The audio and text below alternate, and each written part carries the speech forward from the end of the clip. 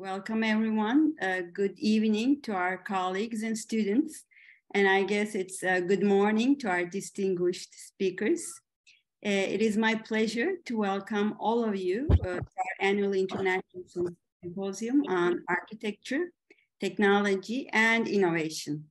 This symposium is organized by Yaşar University's Department of Architecture with the intent to address the role of technology and innovation in the practice and critical theory of contemporary architecture.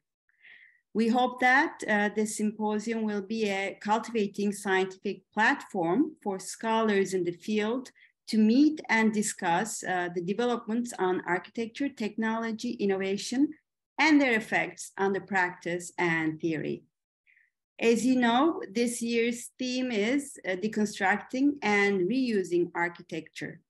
Citing the conference brief, this refers to the highly required paradigm shift from the current manner of producing take and throw architectural outputs to a circular approach where buildings are conceived as a source of materials and not as the end of the design process.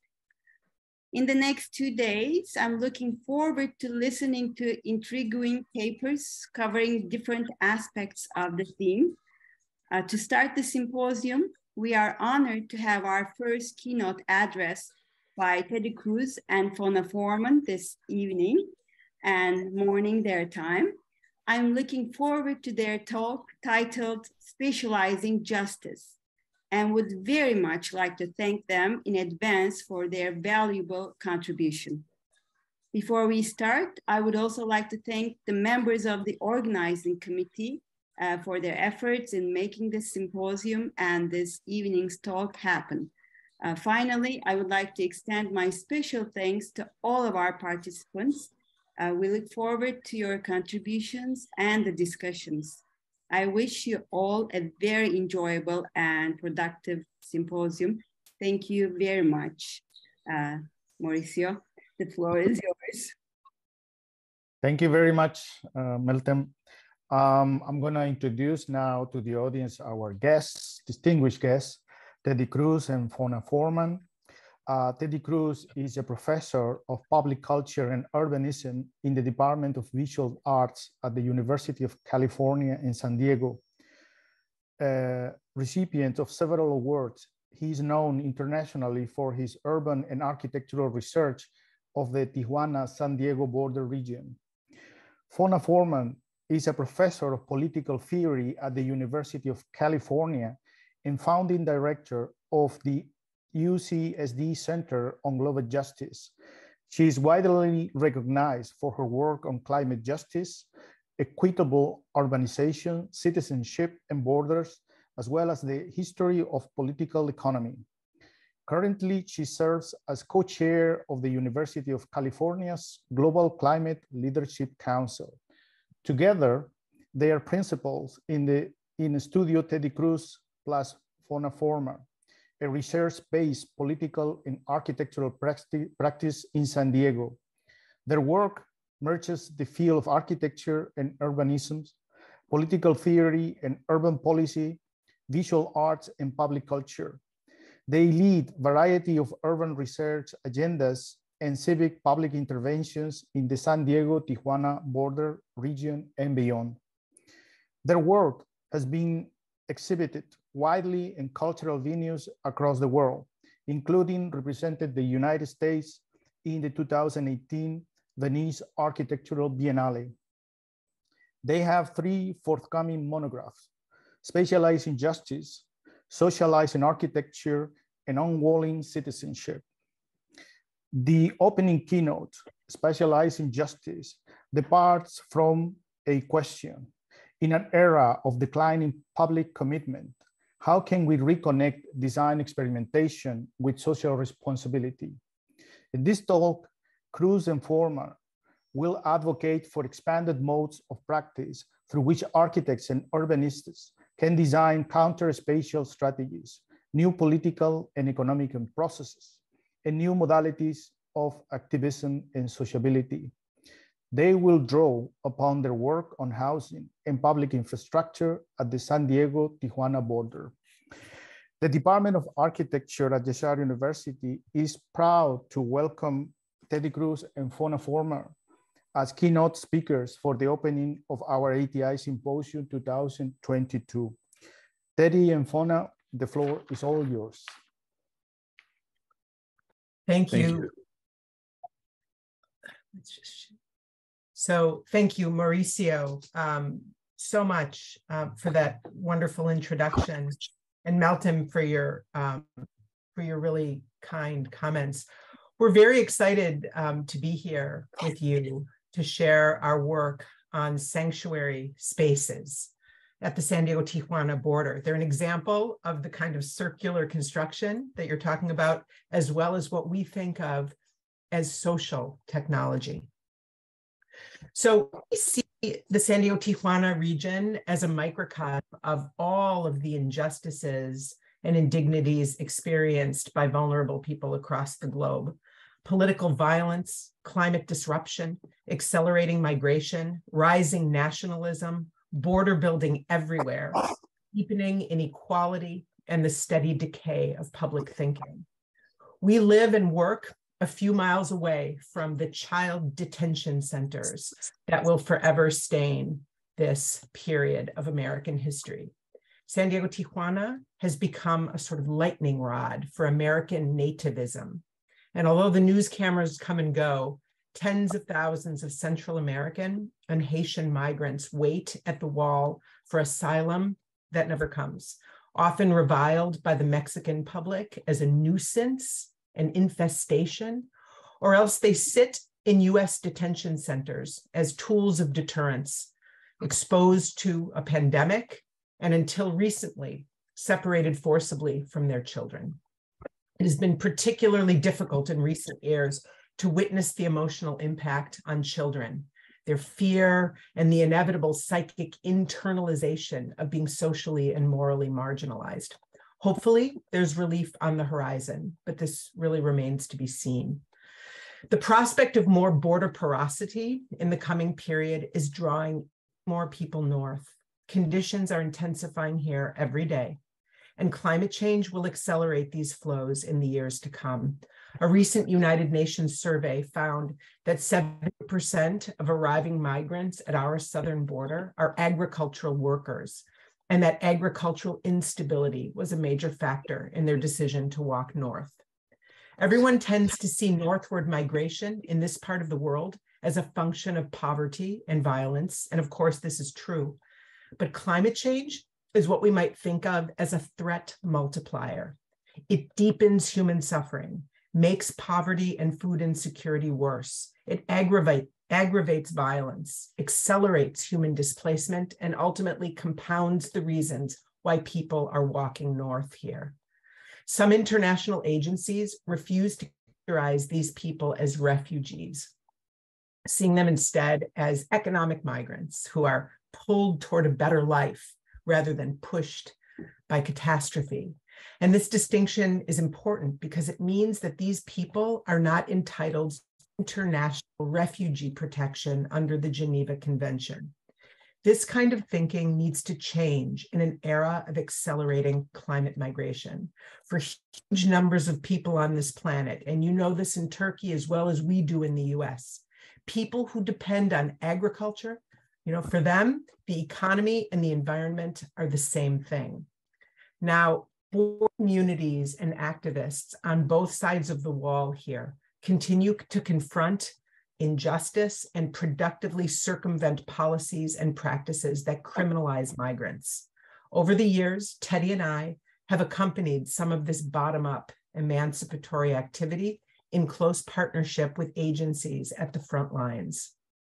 In recent years, these struggles have also attracted artists and cultural producers from around the world to engage in gestures of performative protest. But we have become critical of this uptick in ephemeral cultural action that sort of dips in and out of the conflict without a sense or commitment to what happens the day after the happening. Instead, we've been advocating for a longer view, structural view of resistance in this part of the world. We are advancing strategic thinking about cultural, institutional, spatial, and architectural transformation in the border region.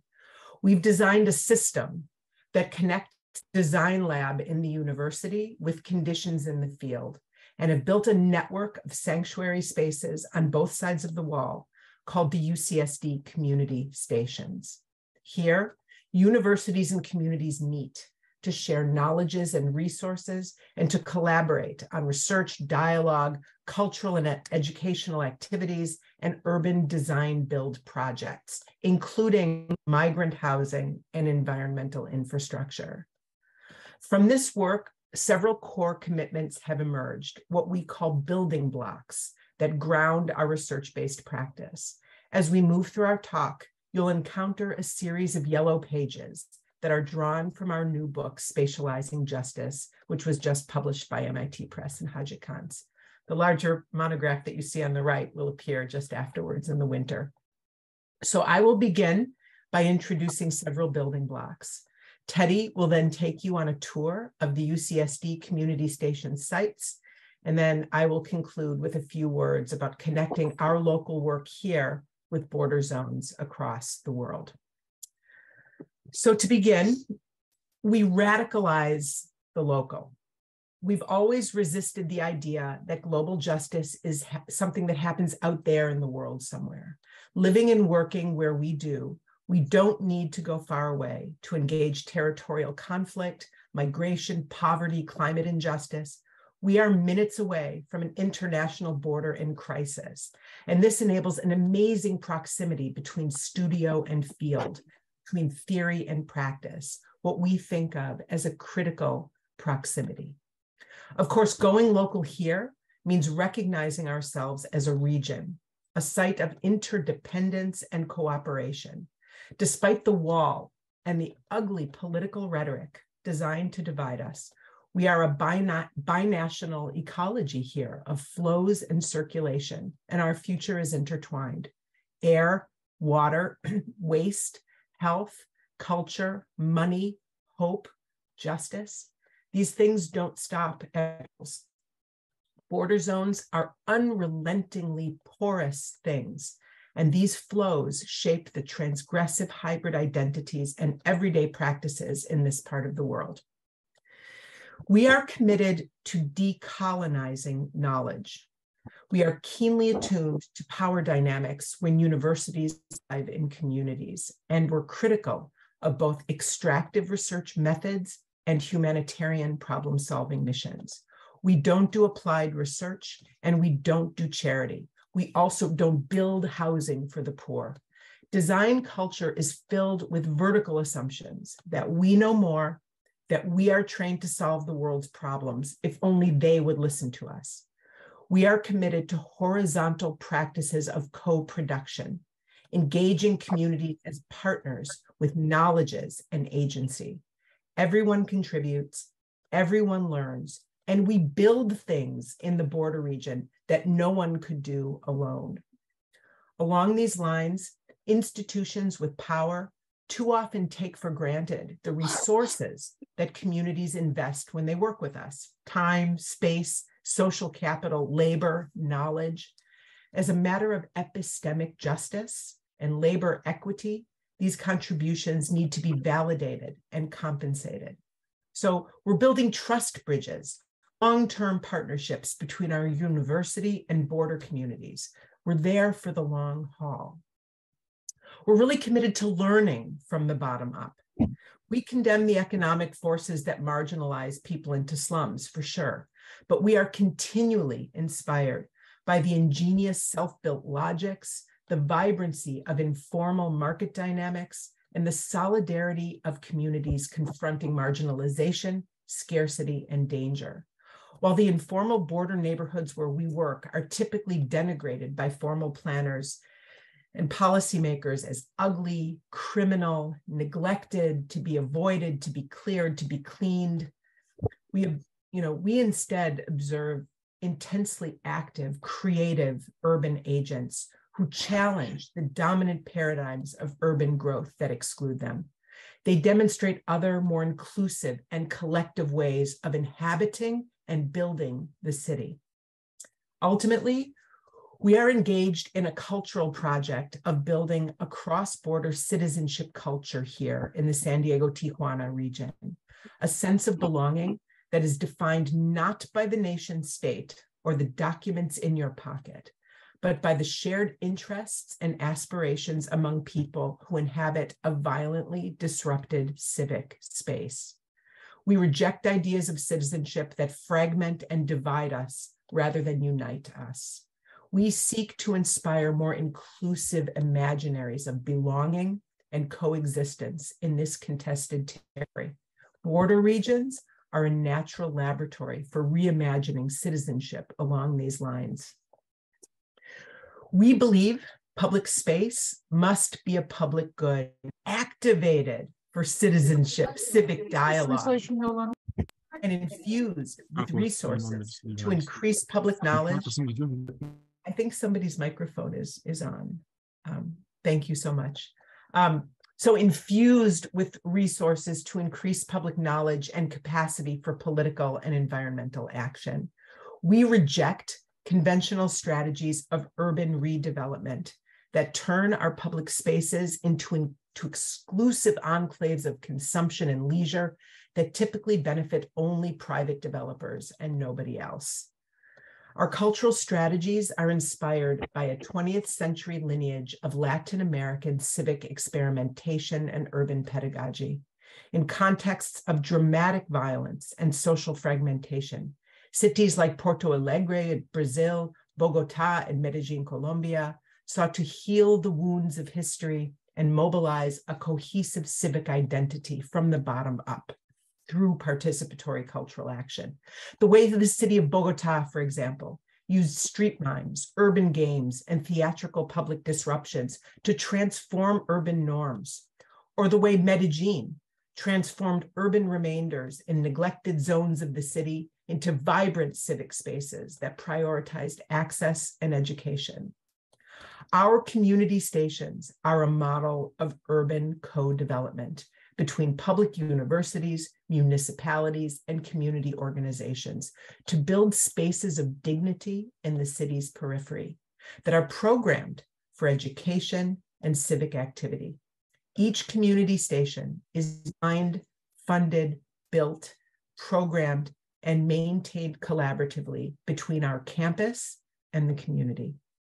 So now a tour of the UCSD community stations and just a hint about what happens inside these spaces. Yeah, so for us then, urban justice is a distributive concept. It entails not only the redistribution of resources, but also the redistribution of knowledges. As a distributed system of public spaces transgressing the border wall, the community stations spatialize social justice.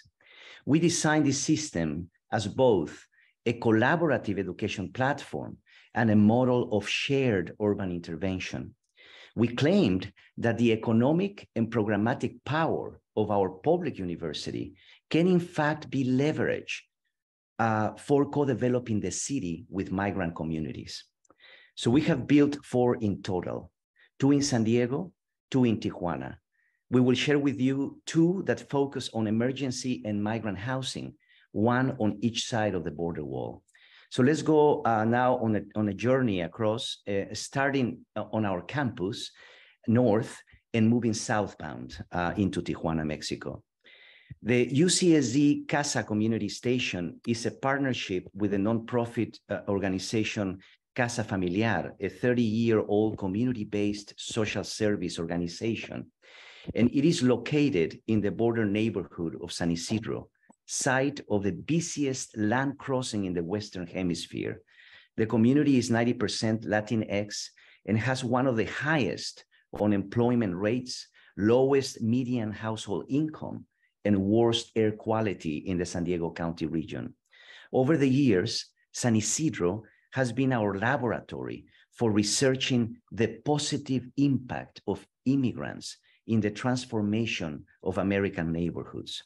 We have documented how Tijuana's non-conforming mixed uses migrate north and how these pixels of difference, as we call them, transform the large homogeneous swaths of exclusionary land uses in San Diego's sprawl into more sustainable and plural environments.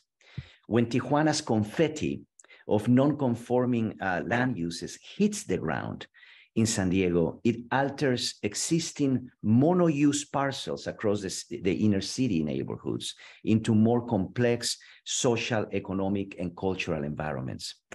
These are migrant urbanizations of retrofit and adaptation, as older neighborhoods are in fact adapted into alternative bottom-up spaces of socialization and economy. These practices reflect the everyday survival strategies of migrant communities, negotiating boundaries, spaces, and resources simultaneously.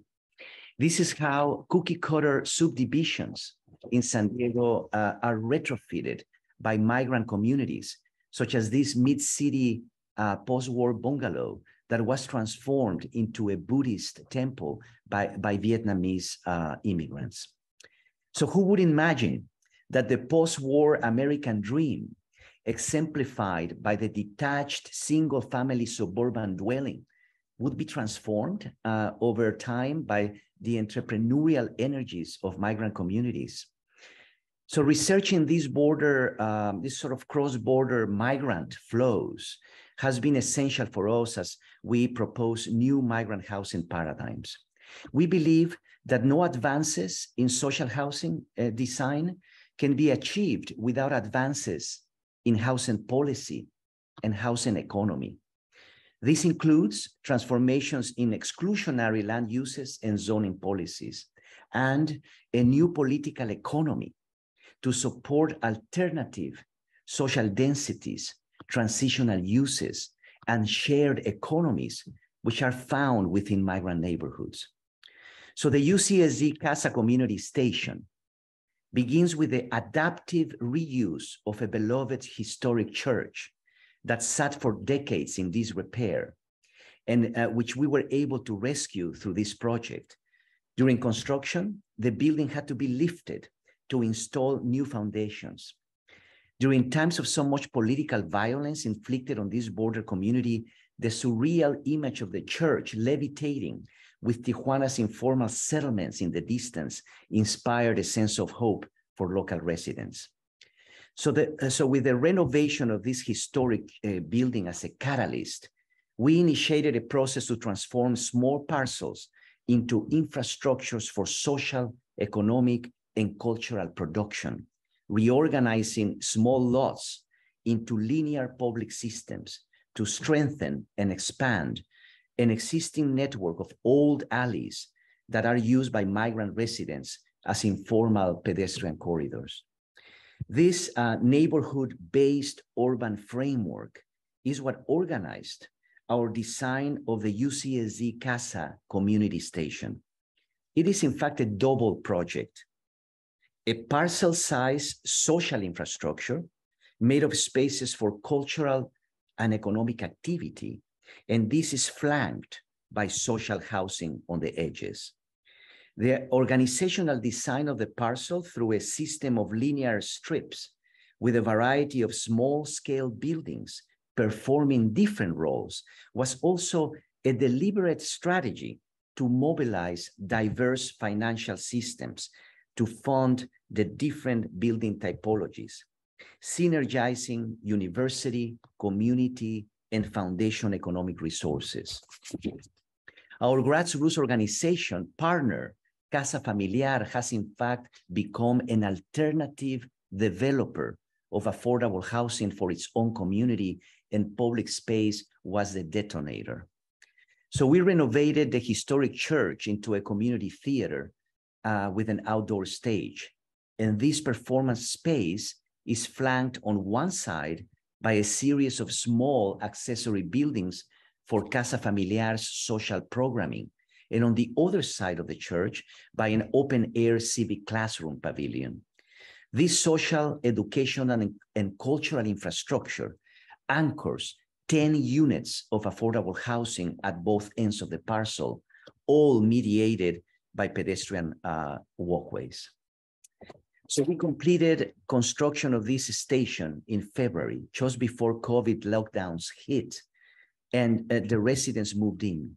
It is finally opening up, and we are very excited because it is a site built for social proximity. We are returning now to in-person engagement to develop cultural programming with our partners. Affordable housing, this is what we want to convey here, takes on a different meaning when it is threaded into spaces for social programming, summoning residents to participate in the development of local economy and cultural productivity, synergizing spaces, programs, resources, and people. This is really an integrated socio-spatial system that is programmed between the university and the community. Our programming, our cultural programming, focuses on cultural processes that expose injustice and increase neighborhood capacity. This is what Fonna was mentioning as social technology. Let's imagine a small coalition of local artists, promotoras, activists, and neighborhood youth collaborating with university curators, theater scriptwriters, and visual artists who come together to co-produce a play or a musical performance that explores an urgent issue facing the community, enacted by local youth in the community theater. These cultural productions are rooted in neighborhood stories and become bottom-up evidentiary material to increase public knowledge and policy transformation. So before moving across the border, allow me to pause for a moment to summarize how our Casa Community Station exemplifies several building blocks in our practice. In conditions of poverty, housing needs to be embedded in an infrastructure of social, economic, and cultural support. In other words, we must rethink affordable housing from autonomous units into relational social systems. Housing must be public infrastructure. Density should not be measured as an abstract number of objects or people per area. Density must be understood instead as the intensity of social and economic exchanges per area.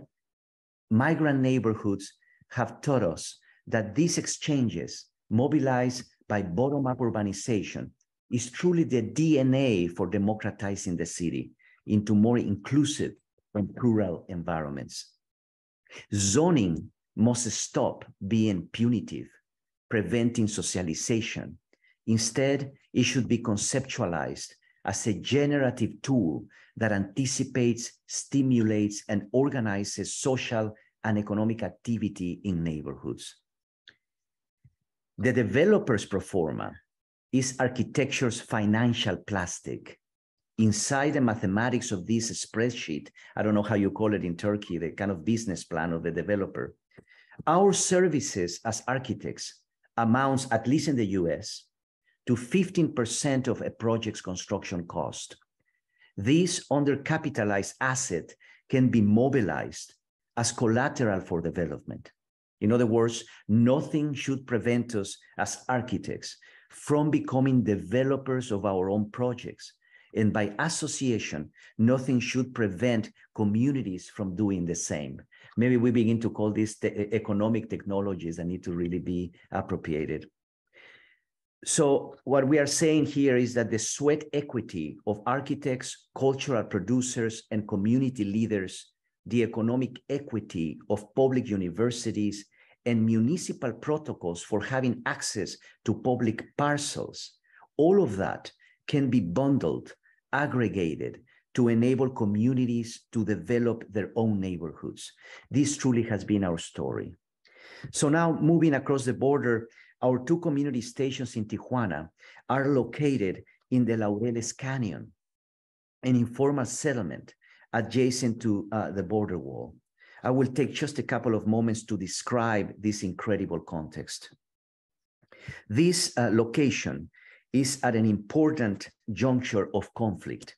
Here, the topography of Tijuana's canyons clash with the border wall before spilling northbound into an environmentally protected estuary in San Diego, which is now layered with security infrastructure.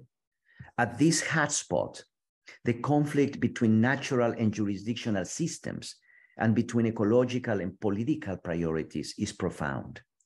As we zoom in further, we witness the collision between the estuary in the US, the border wall, and the informality of the Laureles Canyon, which is home to 100,000 people. This aerial video shows Laureles Canyon and the precarious condition of the informal settlements that have sprawled on the slopes.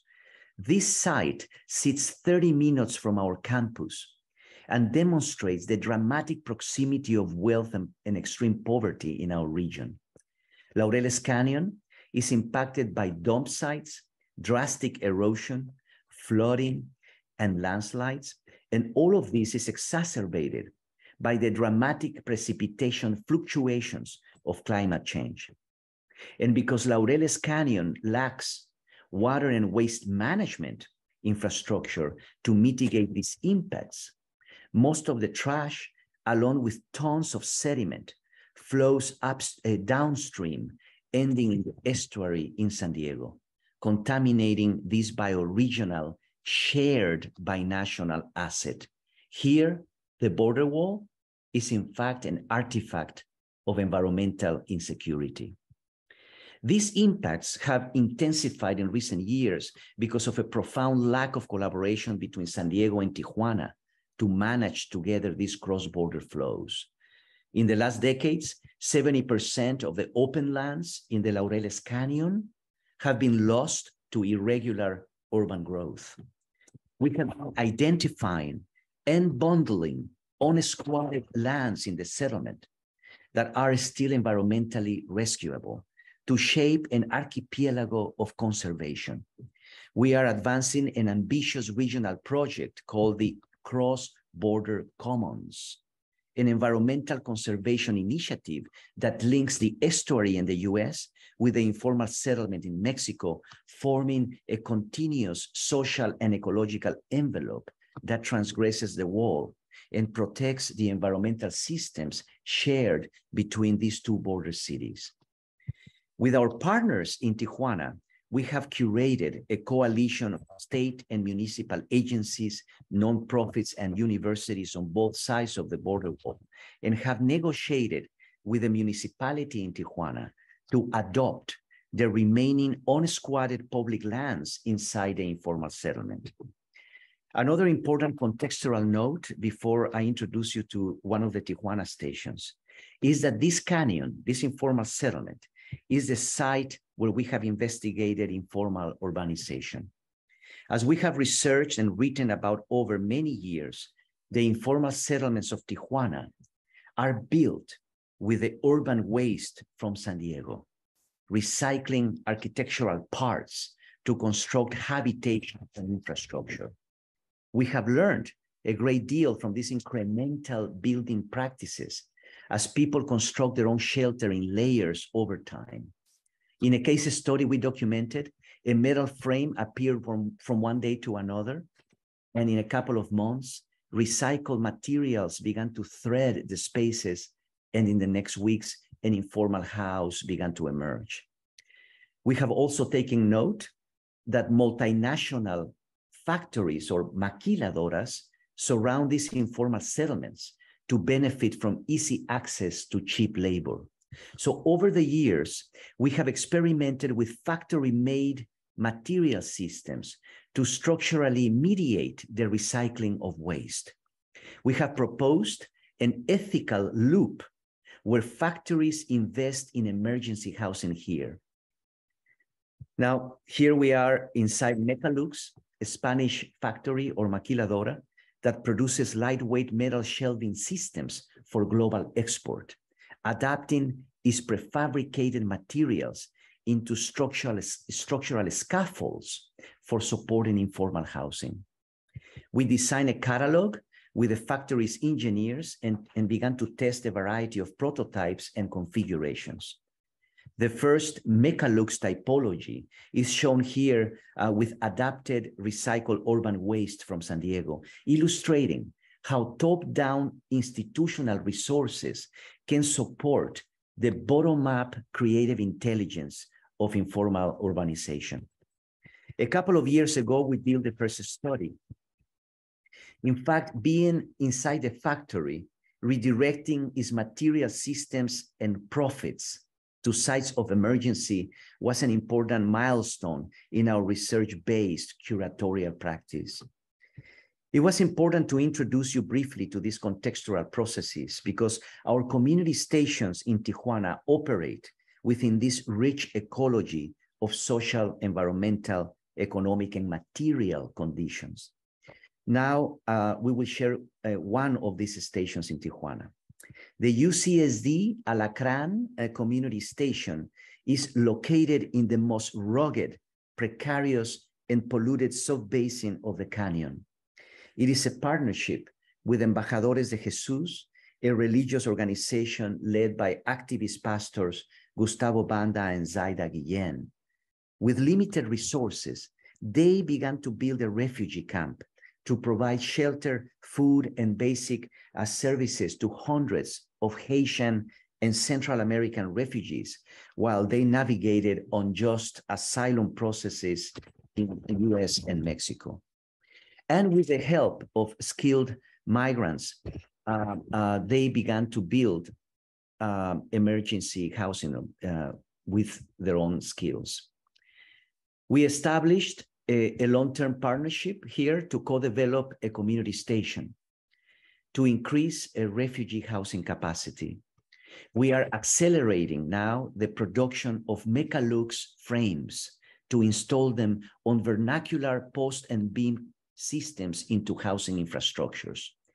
Together, we are building Santuario Frontera, or border sanctuary. The housing scaffolds will be built first, leaving the interiors as planned open systems, equipped with utilities to support incremental live-work configurations.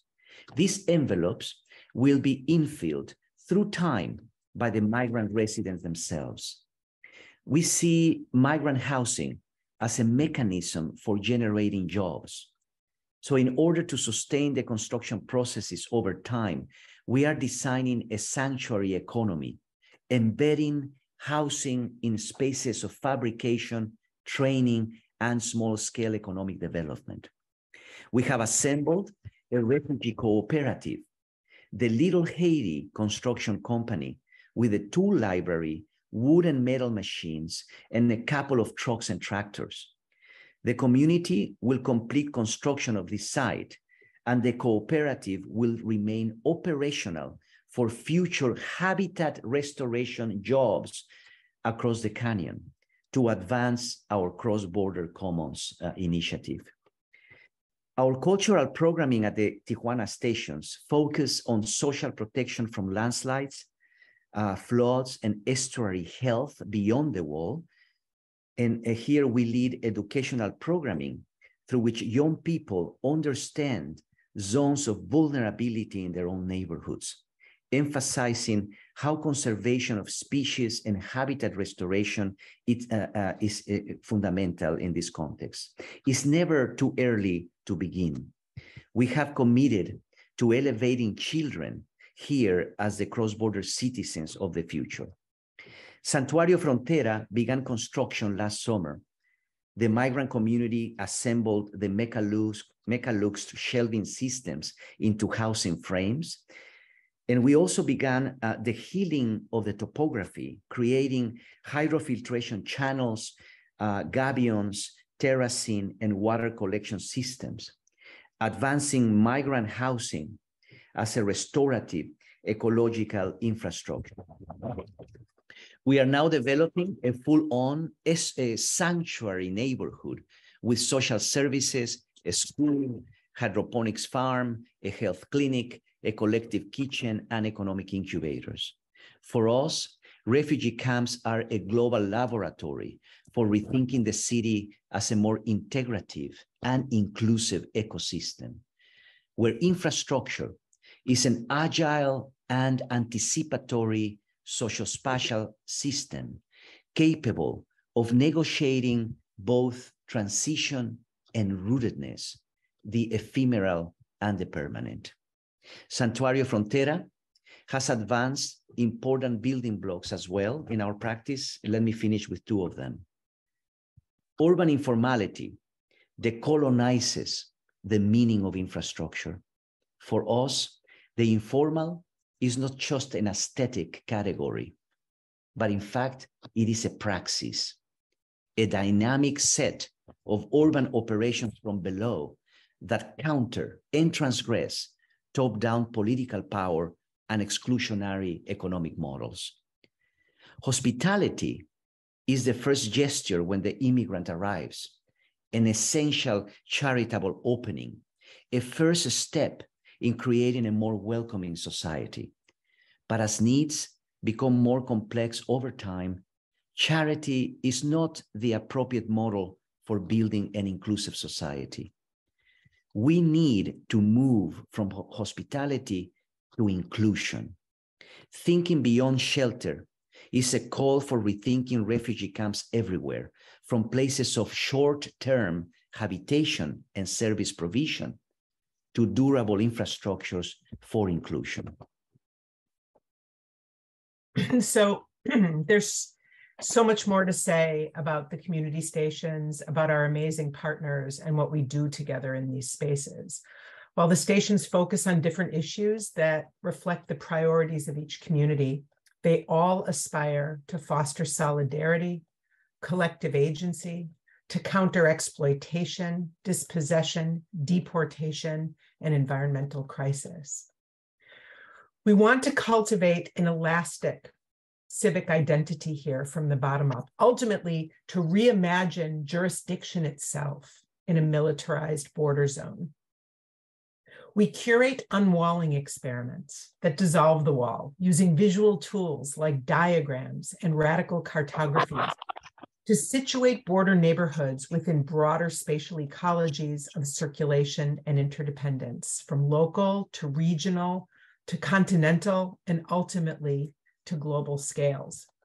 We see this elasticity as a civic skill, the ability to stretch and return between local and more expansive ways of thinking, really to understand one's own challenges within broader processes and to envision opportunities for solidarity across walls. Here at the border, the idea of the bioregion, the binational watershed system, has been a powerful imaginary for activating the elastic civic thinking. Several years ago, we curated a cross-border public action through one of the sewage drains that the US had carved into the wall between the Laureles Canyon and the estuary that Teddy introduced you to earlier. We negotiated a permit with Border Control to transform the drain into an official port of entry southbound for 24 hours. They agreed. We called ourselves Just Artists. They agreed as long as Mexican immigration officials were waiting on the other side to stamp our passports. Our convoy was comprised of 300 local activists, representatives from the cities of San Diego, Tijuana, and border activists from around the world. We summoned agencies that are typically at odds with one another. And as we moved together southbound under the wall, we witnessed wastewater and plastics from the slum flowing northbound toward the estuary beneath our feet. This strange crossing from estuary to slum through a militarized hole in the wall and the stamping of passports on the other side amplified the most profound conflicts and interdependencies of our region. The great insight here was that protecting the vulnerable US estuary demanded shared investment in the informal Mexican settlement. So in this cultural experiment, we went down, but sometimes nurturing elastic civic thinking requires ascending above. Imagine a migrant child standing on a narrow sliver of land hundreds of feet above the border wall, right here at a place called Mirador. Imagine she plants her feet facing west with the ocean in front, the Pacific Ocean in front of her, Mexico to her left, the US to her right. Below to her immediate left, sees the dense informal settlement where she lives and its proximity to a country that she and her family are not permitted to enter. Below to her immediate right, almost directly beneath her, she sees the border wall, which from this vantage looks like a flimsy, ridiculous strip inserted into a vast and powerful system.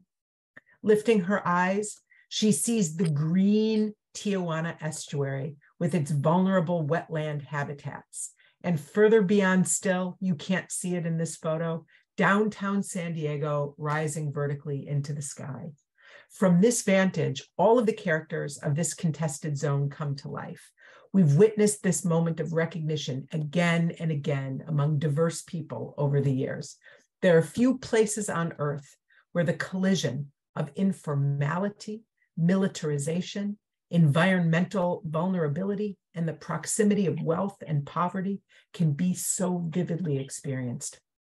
But in reality, the conflicts that we experience here locally between nation and nature are reproduced again and again along the entire trajectory of the continental border between the United States and Mexico.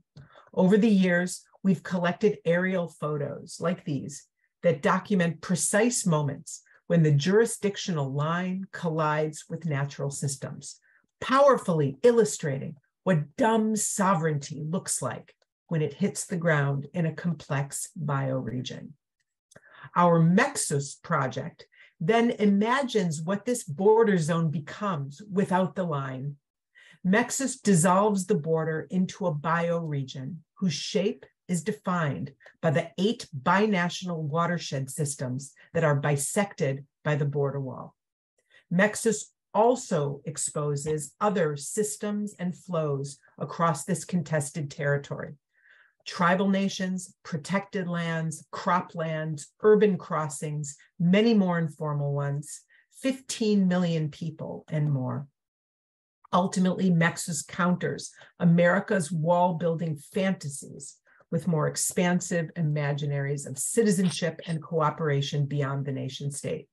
Here it is in 2018 at the Venice Architectural Display. Now, the final civic stretch, literally, and the end of our talk, is a visualization project that we call the Political Equator, which traces an imaginary line from San Diego, Tijuana across the planet, forming a corridor of global conflict between the 30th and 38th parallels north. Along this trajectory lie some of the world's most contested and violent thresholds. The US-Mexico border at San Diego, Tijuana, which is the most trafficked international checkpoint in the Western Hemisphere. The Strait of Gibraltar in the Mediterranean, the main routes from North Africa into Fortress Europe. The Israeli-Palestinian border that divides the Middle East. India, Kashmir, a site of enduring territorial conflict since British partition. The borders between North and South Korea, representing decades of intractable Cold War conflict. China's accelerating militarization of the South China Sea, along with Taiwan and Hong Kong. Now, visualizing this political equator in red, alongside the climatic equator below here in green, was an astonishing discovery for us, because the ribbon in between them, give or take a few degrees, contains our planet's most populous slums, its sites of greatest natural resource extraction and export, and its zones of greatest political instability, climate vulnerability, and human displacement. And when these parallel lines are applied to the Pierce-Quincunxial projection from above, the Arctic is centered, with its melting ice caps, detonating sea level rise, dramatic coastal vulnerability, and again, human displacement. In the end, the collision of nationalism and border building, climate catastrophe, and the dramatic movement of peoples is the global injustice trifecta of our generation.